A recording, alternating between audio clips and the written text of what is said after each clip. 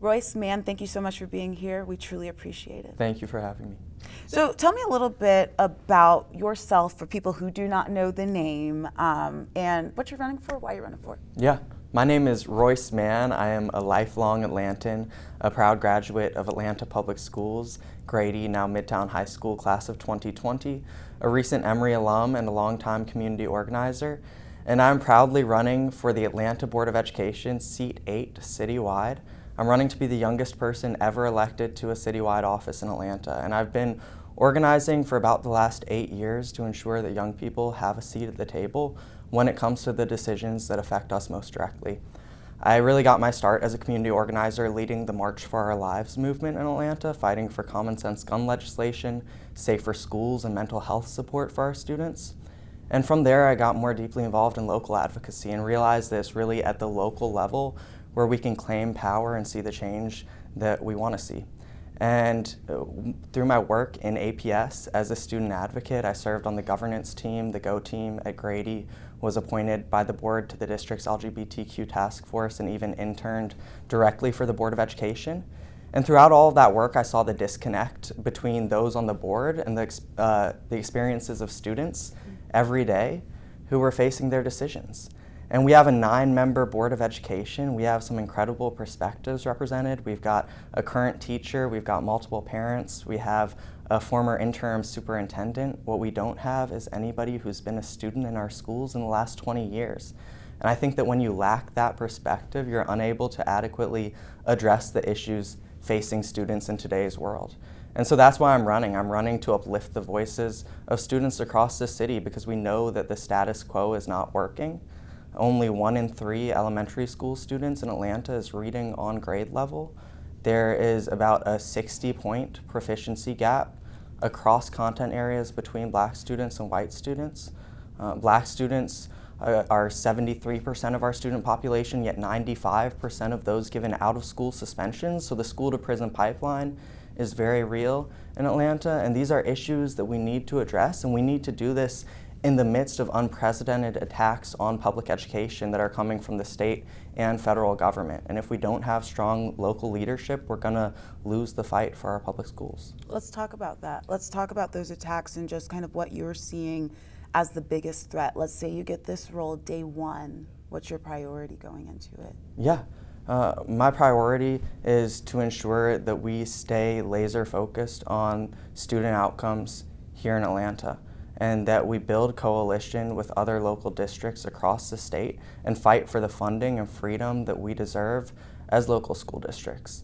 We need board members who are willing to take that fight from the board dais to the streets, to the Gold Dome, and even to the federal level if we need that. And that's what I've spent the last 8 years doing, is advocating at all levels of government, from being legislative director for March for Our Lives and fighting under the Gold Dome, to interning in Senator Ossoff's office and doing work at the federal level, to working for the Board of Education and doing policy work at the local level. And I think that we need leaders who understand that unless we build that coalition across government entities, bring in partners in the business and nonprofit space, and have a united front, then we're not gonna be successful.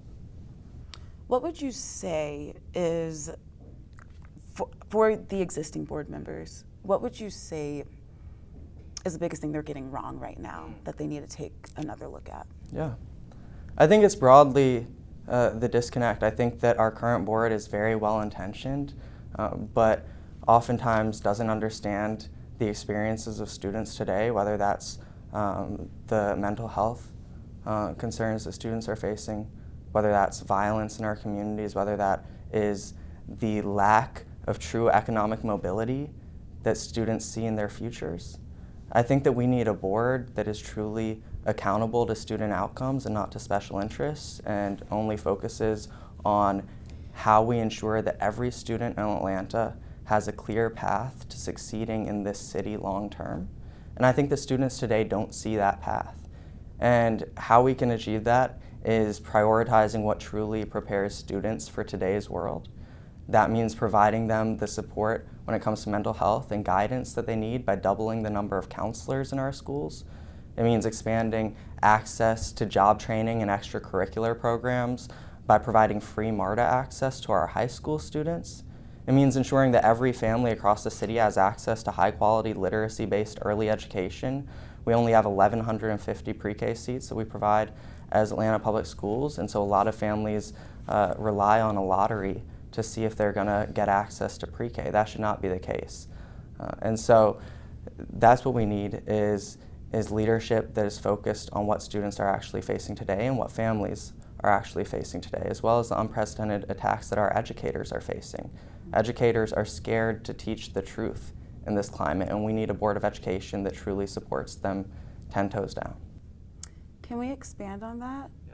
And just your thoughts, what's your biggest concern right now when it comes to educators? And, you know, from interviews that we've done, some feel restricted in their teaching, but on the other side of the aisle, some feel that the concern from parents is valid and they shouldn't teach what parents don't feel they should teach. So you have kind of two sides of the coin here. What do you see it as, though, through your view? I see this as an attack on the ability of educators to teach the truth and to teach a curriculum that truly represents the diverse experiences of students across the city and beyond. You look to a county like Cobb, where a teacher was fired for teaching a book called, I think, My Shadow is Purple, a very basic book about inclusivity. And the Board of Education upheld that firing. We need boards that understand that although it's important that we take into account the concerns of parents and caregivers about what is being taught, that we can't let one loud voice prevent students across the district from learning the truth and from hearing and receiving stories that actually represent their experiences. That's what this is about, is ensuring that every student, when they walk into a classroom, they know that they will learn something that actually speaks to who they are, the experiences that they've had, and the future that they're trying to build.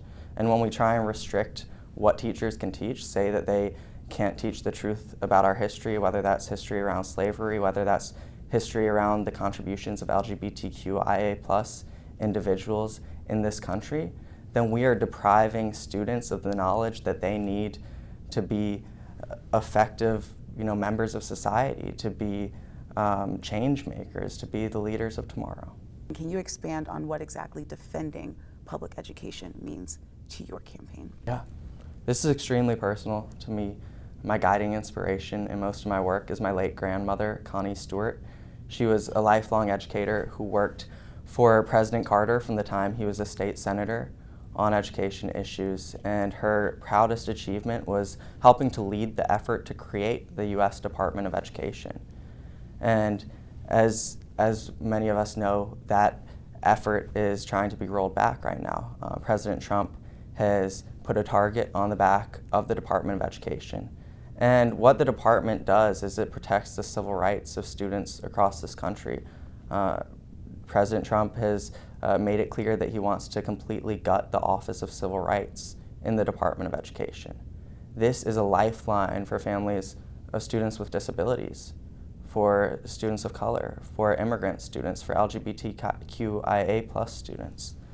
And that is what these attacks are about. They're really about providing the groundwork for the rights of students and educators to be stripped away, as well as about defunding our schools. You look at the state level, there are also efforts to funnel more money to private schools through voucher programs. I talked about the data in Atlanta Public Schools. Only 1 in 3 students is reading on grade level. We can't afford for any of these efforts to be successful and for our public schools to be further defunded. Instead, we need investment not just of resources, but of energy into public education, because public education is the bedrock of any functioning democracy. Can I ask you just on that part? A lot of people would say that some of the things that City Council or what the school board wants to do has to be connected to City Council, has to be connected to the state legislators to get that funding, right? What would you say could be done better for that funding pipeline so that you all are able to get those dollars to distribute throughout the schools? We need Board of Education members who are willing to walk 2 blocks down the street to the state capitol and talk with lawmakers about what their decisions actually mean for our district and for our students. And I've been disappointed as I've been advocating under the Gold Dome over previous years to rarely see the presence of Atlanta board members there. Sometimes I do, but more often it's board members from counties like Cobb and Gwinnett that are at the state capitol talking to lawmakers about what they want to see for their districts. Again, we get so much of our funding from the state through the QBE, Quality Basic Education Funding Formula, and we need to be vocal when it comes to things like adding a poverty weight to that funding formula, when it comes to things like standing up against efforts to censor curriculum. I was proud last session to work with legislators and student leaders to write letters to lawmakers saying that we want a curriculum that actually represents the diversity of our schools. And we were successful in defeating some of those bills. Others passed. But when we have a presence at the state capitol and at the state level and advocate on behalf of our local interests, I think we can be effective, and we can be especially effective when we build coalition with districts, especially districts in rural, perhaps Republican areas. We may not align on everything, but there is a lot that we do agree on. We agree on the fact that our students need support. We agree on the fact that our educators need support. We agree on the fact that families should be trusted partners in this process, should be brought to the table when it comes to the decisions affecting them. And if we can advocate in coalition, then I think we'll be able to find areas of agreement with state leaders. We have a large budget surplus at the state level, and we've seen some willingness from Superintendent Woods and other leaders to use that budget surplus if needed to shore up any areas that could be at risk when it comes to cuts at the federal level. But if we're not actually present in those conversations, then we're not going to get what we need as a district. Being mindful of your time here, just a couple more questions. I want to hit on you just because you do have such a close connection to March for Our Lives. How important is safety in schools? What's lacking right now in Georgia schools, and what would you bring to the table to change if you were elected to this position? Yeah, this is a really close issue to me. Like so many young Americans, I've witnessed multiple shootings in my community. I've been around gun violence to an extent that I don't think it should be normalized for anyone, and it is far more normal for many communities throughout Atlanta.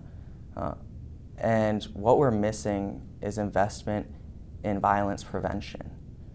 We have an Atlanta Public Schools Police Department. We have at many of our campuses strong perimeter security, although there's always improvements that can be made. But what we need is investment into the social and emotional and mental health needs of our students. And that includes more counselors in our schools, more social workers, and partnering with organizations already doing the work in the community.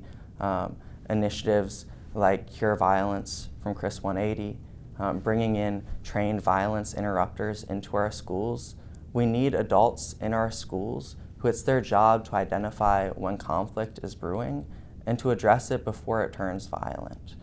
We shouldn't just be looking to ensure that when violence occurs, we limit the harm. We should be working to prevent that, especially when it comes to our students. And I think that having more support for students' mental health and for their social and emotional needs, and building out some of these partnerships with organizations already doing the work is how we can improve that aspect. Thank you for your answer. My last question for you, just speaking to the voters, people will look at you and say, okay, he is young, he has some experience working with campaigns, but he hasn't necessarily had 10 years under his belt as a principal of a school or something like this. What is your message to those who look at you and say, I don't know if he has enough experience under his belt to take this role? Why not, work in a different office and work your way up compared to the competition that you will be going against? Yeah. We look at who's on the current board right now and look at the data. The status quo is not working. We have incredible perspectives on the board. We have educators, we have parents, We have folks with educational leadership experience and business backgrounds. What we don't have is anybody who has been a student in our schools in the last 2 decades, and I'm running to change that. I believe I'm qualified because of my youth, not despite it. But at the same time, I'm also on paper very qualified for this office. I am the only candidate who has worked directly for the Board of Education. I served on a district-wide policy task force, was a student member of the governance team at Grady High School where we approved the school's budget and strategic plan. Those are all relevant experiences that I bring to the table, but the most relevant experience that I bring is that I was a student recently, and I think that's what we need. I don't know everything, but as I said, we have great viewpoints on the board. We have wisdom, we have years of experience. What we don't have is that perspective that can come into the room and say, this is what students are actually experiencing today, and this is how we need to address it.